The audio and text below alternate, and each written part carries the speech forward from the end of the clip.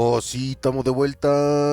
Vamos a reaccionar al maestro Macario. Como siempre les recuerdo, si quieren que reaccione a un Chairo que sea del nivel de Macario, pues mándemelo. Jalife ya no cuenta porque ya no, ya aparentemente no es Chairo. Pero el que me mande, yo voy a reaccionar a ese cabrón. Así que, mientras tanto, vamos con el más neutral, según yo, que es Macario. Let's go. Dos. Esto es Fuera de la Caja. Yo soy Macario Schettino, le agradezco mucho que me escuche en esta revisión de la última semana de septiembre. Terminó Vamos a ver a qué le atinamos en el show del domingo. ayer domingo 28 de septiembre. Yo estoy grabando para usted hoy lunes por la mañana y usted lo verá en el último día de septiembre. Eh, ya salió el nuevo libro, Conspiraciones, México a través de 6 siglos, que estaré comentando con usted si le interesa los jueves en el segmento de largo aliento. Este jueves voy a presentar la idea general del libro, por qué lo escribí, qué quise encontrar, etcétera. Y a partir de ahí, con muchísimo gusto, estaré revisándolo más o menos sección por sección, de manera que si alguien lo quiere empezar a leer y comentar poco a poco estas secciones, yo retomaré esos comentarios para aclarar o para ampliar las dudas, como siempre se dice. Em, el libro está disponible en versión electrónica, en contra de lo que había ocurrido en ocasiones anteriores. Ahora la editorial decidió publicar al mismo tiempo la versión electrónica y Analizaron el mercado y se dieron cuenta que en efecto hay transaccionalidad. la versión física. De hecho, la electrónica pues está disponible instantáneamente, mientras que la versión física empiezan a repartir mañana, hasta donde entiendo. Eh, Algunas personas han ido a librerías a buscar un ejemplar y no encuentran porque pues van a estar entregando a partir insisto, de mañana, así que las librerías lo tendrán en físico a partir del 1 de octubre. Eh, para el que le interese, e insisto, con gran gusto voy a tratar de platicar Nos con comimos ustedes qué todo el quise hacer, comercial. qué encontré, bueno, cualquier comentario o crítica, como saben, siempre es bienvenido. Bueno, regresémonos a lo que nos toca hoy, que es la revisión de esta semana, una semana en la cual continúan varios de los procesos que hemos estado viendo, el que corresponde aquí a la política nacional. Ya lo sabe usted, es pues este desastre que nos dejó el gobierno anterior en prácticamente todo. Eh, Sigue habiendo una mejoría en términos de ingresos de las personas, eso es evidente, es claro, en parte motivado por el incremento al salario mínimo, que yo insisto, dejó de ser razonable a partir de 2023. Todo lo anterior estaba muy bien porque se estaba reconociendo que en los hechos el mercado estaba pagando el equivalente a 2 salarios mínimos como piso. Era raro encontrar a alguien que ganara menos de eso cuando empezó el cambio para permitirle al salario mínimo crecer. Recuerda usted, había que quitar todas la trama de conexiones que tenían al salario mínimo como referencia, contratos, arreglos, las rentas que Multas que eran tantos salarios mínimos. se decían, bueno, van a subir lo que suba el salario mínimo o vale tantos salarios mínimos. Hubo que quitar todo eso, se hizo en el gobierno de Peña Nieto, de manera que No sé por qué estaba suponiendo que se había hecho en el gobierno de Peña Nieto y no en este. Porque suena como algo lógico tomando en cuenta que tenemos las UDIs ya para poder hacer ese tipo de cálculos. A partir de 2017 ya se podía empezar a subir el mínimo con más rapidez sin que eso causara un desastre en la economía. Eso se aprovechó durante el gobierno de López Obrador, insisto, de manera correcta hasta 2022. A mediados de ese año ya el salario mínimo era equivalente a 2 veces el que se tenía en 2016, corrigiendo inflación. Entonces ahí estaba bien. A partir de ahí el incremento al mínimo debió haber sido moderado. No fue así porque pues venía la elección y lo que le importaba al señor López era ganar la elección. Así que presionó a los empresarios para que subieran más rápido de lo debido. Al mismo tiempo estaban invirtiendo mucho en sus obras magnas, en particular Dos Bocas y Tren Maya, y estaban repartiendo dinero a pasto, ¿no? Incrementaron muchísimo las pensiones y esta combinación, bueno, pues permitía que la economía más o menos creciera, ¿no? Pero eso era falso, ¿no? O sea, repartir dinero siempre va a ser un crecimiento falso. No estás creando nada, no estás innovando nada. Deja tú ser productivo. Porque ya ven que a los zurditos les caga que la... No todo en la vida es ser productivo. Ok, no estabas innovando. No es que creciera mucho, pero comparado con lo que había crecido los primeros 4 años, 3 años y medio de López Obrador, pues ya era un crecimiento significativo y pues aguantaba estos aumentos al mínimo más allá de lo lógico. Una vez que esto se acaba en la elección, la economía se empieza a venir para abajo y entonces los empresarios ya no pueden sostener ese mínimo que habían elevado Obviamente. Y entonces van a tener que hacer algo drástico. y empiezan a despedir gente. Y eso es lo que Ahí está lo drástico. estamos viendo.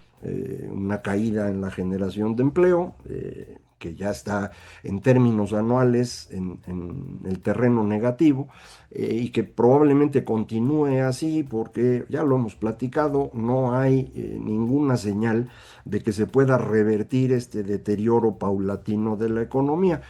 Insisto, no es una crisis económica como las que estamos acostumbrados, sobre todo los viejitos que nos tocaron las de 70.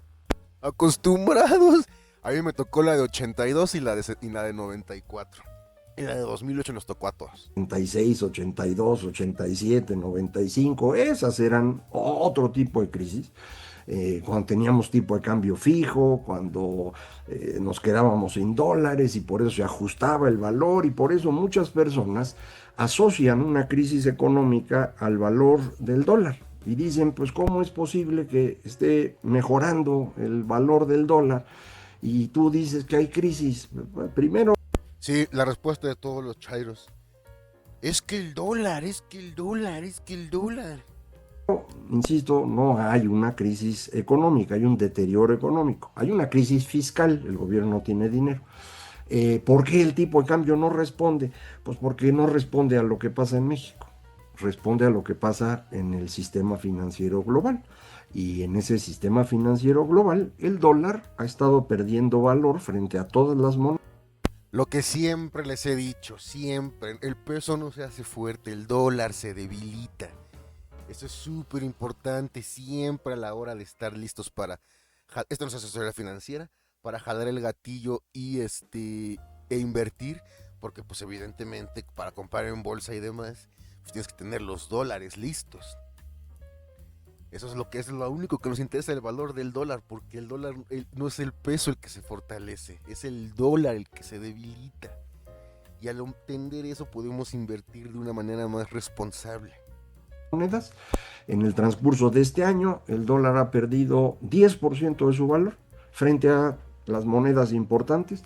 Contra el peso ha perdido 11%. Entonces, 90% del efecto, digamos, viene de cosas que no están en nuestras manos. Así que pues ya no le asocie usted el tipo de cambio a la crisis, no, no es eso. Pero bueno, este deterioro, insisto, continúa. Y esto pues implica que la única cosa buena que habíamos tenido en el gobierno anterior ya se está acabando, todas las demás son malas. Ya no entro en detalle, si quiere usted verlo. Órale, Macario encuentra una cosa buena del gobierno anterior, yo encuentro cero. Mi artículo de hoy en el Financiero puse un poco de detalle en materia de infraestructura, ya habíamos hablado de salud, de educación, el terrible desastre que traemos en agricultura también es producto de un menor presupuesto en esa secretaría que le ha costado mucho al organismo que se encarga de la sanidad animal, Senacica, que pues se está reflejando, entre otras cosas, con el tema del gusano barrenador, pero insisto, ya no me meto en eso.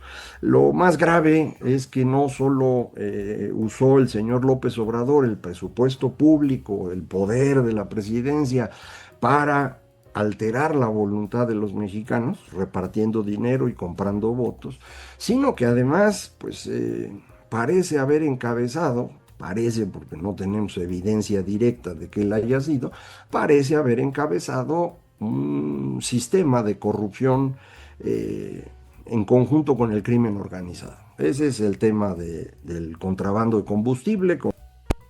Lo más grande de la historia, el peor gobierno de la historia con la corrupción más grande de la historia. Conocido como huachicol fiscal.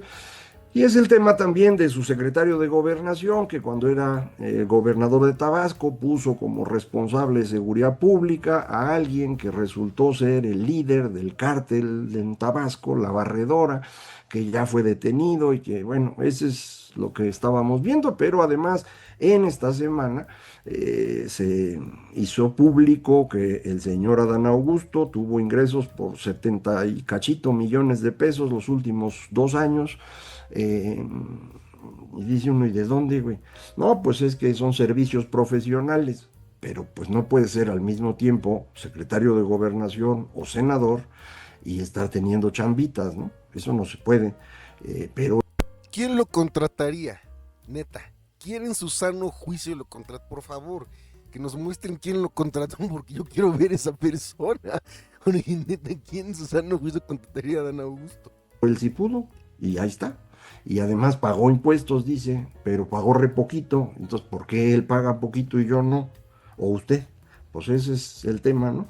Entonces se le está viniendo el mundo encima al señor Adán Augusto, pero parece que la señora Sheinbaum no va a hacer mucho. Otra vez hoy en la mañana. Lo que les decía en el show del domingo, no le va a pasar nada al cabrón. Podrá estarse hundiendo y lo que sea, pero va a ser un hundimiento suave. Volvió a defenderlo. En el fondo, pues no sé si no quiere, no puede removerlo, ahí va a seguir, ¿no? Platicábamos también la semana pasada acerca de lo que ocurre en el resto del mundo. Hoy está ocurriendo, al momento que yo grabo, está ocurriendo una reunión entre Donald Trump y Benjamín Netanyahu, el primer ministro israelí. No sé si es primer ministro o presidente. Bueno, el jefe de Estado israelí. El señor jefe ¿No es un rabí? de gobierno israelí, ¿no? El señor Netanyahu, como sabes, es un problema. Él tiene acusaciones ya sustentadas de corrupción. Y No importa para dónde apuntes, izquierda, derecha, arriba, abajo, este, la religión que profeses, el equipo de fútbol al que le vayas, todos estamos de acuerdo en que Netanyahu es un problema. y en el momento que deje el puesto que tiene, va a ir al bote. Entonces no quiere dejarlo. Y por eso ha estado incrementando este conflicto que originalmente era con Hamas, lo llevó con Hezbollah, lo ha llevado con los Houthis, bombardeó Irán y muy recientemente se le ocurrió bombardear Qatar, porque ahí están los líderes de Hamas. Efectivamente, Qatar es el soporte financiero de lo que Irán hace en Israel. O sea que no crea usted que son inocentes los catarís. Pero Qatar tiene un montón de lana, son los que sostienen también a Al Jazeera, esta agencia árabe. Tienen muy buena presencia, muy buen lobbying cabildeo en Estados Unidos. Oh, lobbying es cabildeo. Wow, así como assets son recursos. Sí, sí, sí. Un paso más cerca de de no Spanglisher. Tienen una gran base militar estadounidense, así que de eso de ponerse a pelear con Qatar, pues no iba a ser buena idea, pues no lo fue. Lo que sé hasta este momento es que durante la reunión entre Trump y Netanyahu, Trump le dijo a Netanyahu, oye, güey, márcale al de Qatar y pide perdón. Y lo hizo. Es decir, aparentemente Netanyahu ¿Eso no es rumor? No manches. se pasó de rosca, como se dice. Estaba haciendo todo lo que quería allá en su región y Trump lo respaldaba. Incluso el bombardeo a Irán, usted recuerda, Trump mandó aviones para completar la parte que Israel no puede hacer, las bombas estas de penetración. Entonces, pues yo creo que Netanyahu dijo, me voy de frente. Y se pasó.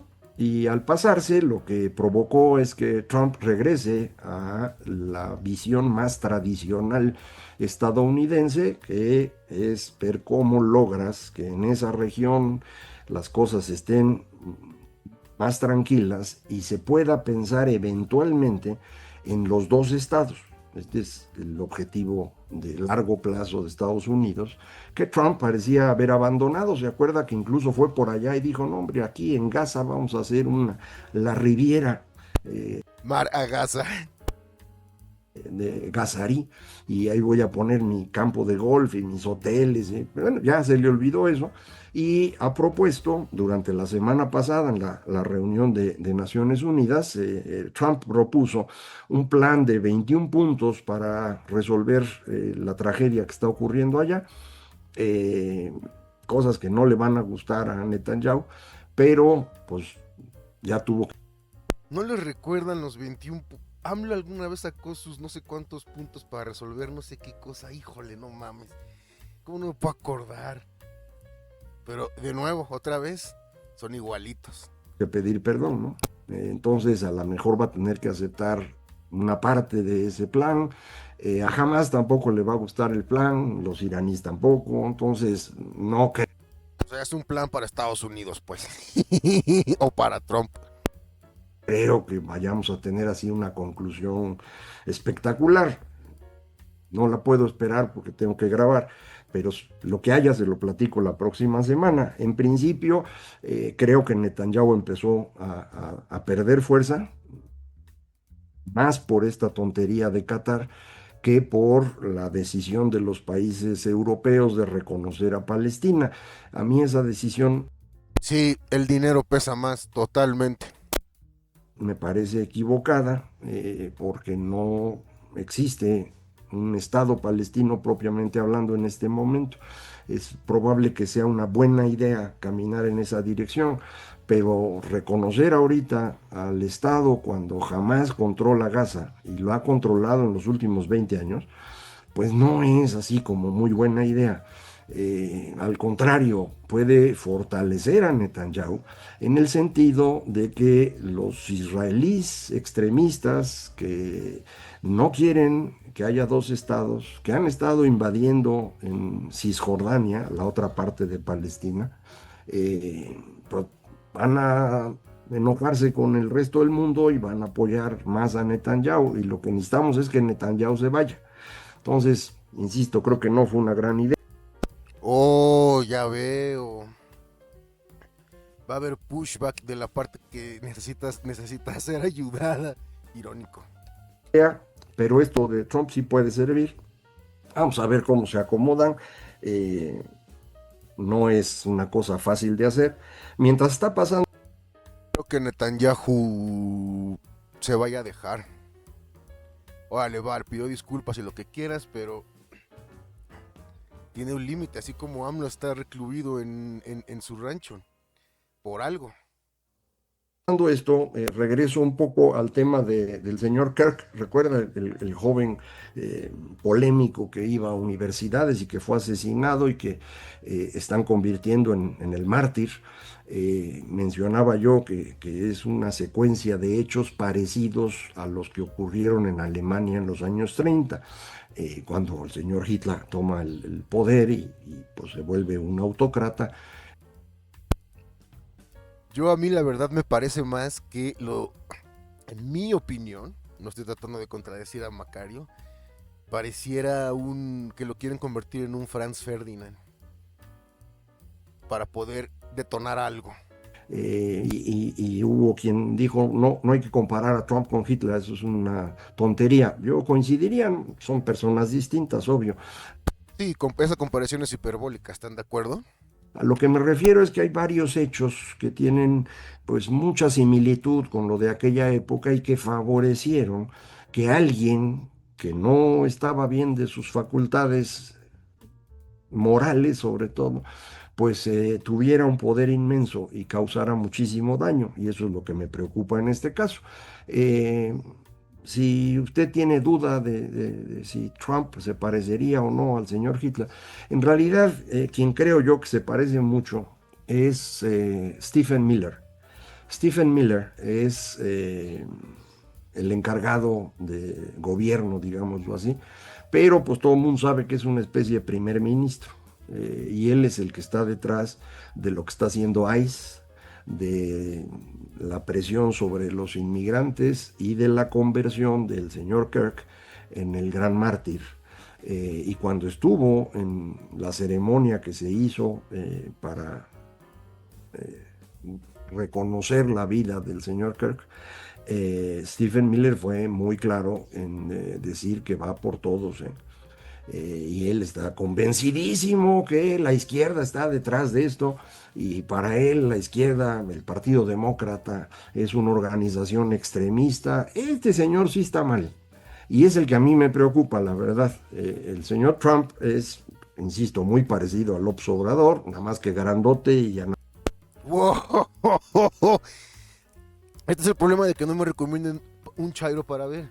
Cuando Macaro dice algo que yo ya dije y que no había visto a Macaro decirlo, o sea que la idea llegué a ella yo mismo, siento que estoy en un sesgo de confirmación. Anaranjado, y es profundamente corrupto. O sea, él está usando la presidencia para juntar lana. Es muy evidente, ¿no? En eso ha sido clarísimo. Entonces, no es este tipo de asesino como lo fue Hitler. Pero de Stephen Miller yo tengo mis dudas, ¿eh? Ese sí es un extremista, y por eso mi preocupación con lo que ocurre ahí. Eh, yo sé que muchos son seguidores de Trump, que muchos incluso creen que el Yo no soy seguidor de Trump, pero ahorita apostaría 2-1 va a decir que creen que es el único que puede tener a la 4T y tal vez me incluyo. No, me incluyo ahí. señor Trump va a venir a resolver los problemas de México, y yo la verdad no percibo nada de eso, y por eso me preocupa. Eh, Hace rato que hablaba yo de economía, olvidé Ah, ok. Discrepando. Tenga su like. de comentarle, en la semana salieron los datos de actividad económica del mes de julio. Malos, malos, malos, malos, malos. Peor de lo que apuntaba el indicador oportuno. En el indicador oportuno se hablaba de una contracción de medio punto, fue de casi un punto completo. Entonces, un dato malo. Hay quien dice, bueno, pero es el sector primario. No, en realidad, sector primario sí cayó, pero es muy chiquito, representa 3% de la economía. La caída importante que no esperábamos ocurrió en servicios. No está en terreno negativo aún, esto es importante. Esa es la razón por la cual, a pesar de que estamos en este deterioro continuo, se resisten a llamarlo recesión. Si lo ve uno en el caso de los servicios, tienen razón, ¿eh? Los servicios no han entrado en terreno negativo, están creciendo menos que antes, ahí andan. Pero si están acelerándose de manera negativa, y todavía no están en un número negativo, van a afectar al consumo. El consumo requiere de los servicios para que un buen de cosas sucedan. Dando vueltecitas en el 1% anual. Eso a veces compensa las caídas de la industria, a veces no, en julio no. Entonces, pues, ¿qué va a pasar en los siguientes meses? Tenemos algunos datos de agosto, la producción de petróleo volvió a caer, no creo que haya mejorado electricidad.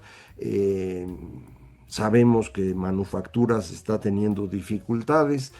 Hubo un pequeño repunte en autos, pero una gran caída en vehículos pesados.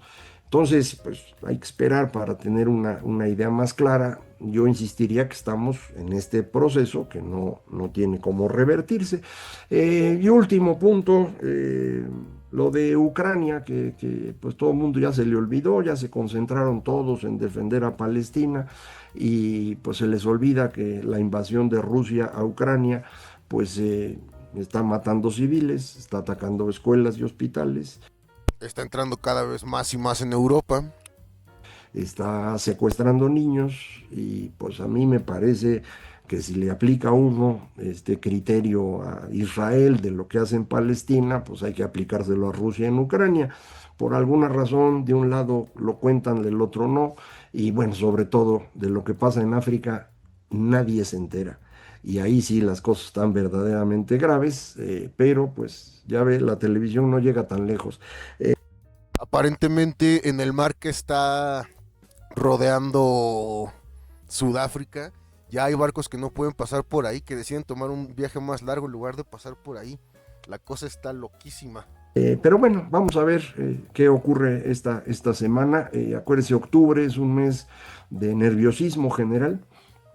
Ya no sé si es un tema de las estaciones y como en el otoño pues se caen las hojitas, también se caen los mercados financieros o la gente se pone a ver el béisbol. Todos sabemos que si se caen los mercados financieros está de oferta. Y es pánico que estamos viendo. Porque es el mes bueno para el béisbol. Entonces, pues vamos a ver qué es lo que octubre nos trae. Muchísimas gracias. Esto fue Fuera de la Caja. Pues sí, es el mes bueno para el béisbol, no lo puedo negar. Y también parece ser que va a ser el mes bueno para ver qué va a pasar con quién es el dueño de esos pedazos del mundo de entre Ucrania y Rusia, Israel y Palestina y todos esos cabrones. Yo no creo que Trump pueda... Ah, mira, aquí está en qué consiste el acuerdo de la paz que Trump presentó pueda detener la ambición de Netanyahu de ser libre. De no caer en la cárcel. ¿Qué opinará el pueblo de Israel? Estaría bueno saber eso. Pero bueno, nos vemos a la siguiente. No se olviden compartir, suscribirse, dar like, comentar, campanita, verlos en vivos, ver las redes, todo, etcétera, etcétera. Nos vemos a la siguiente. Bye.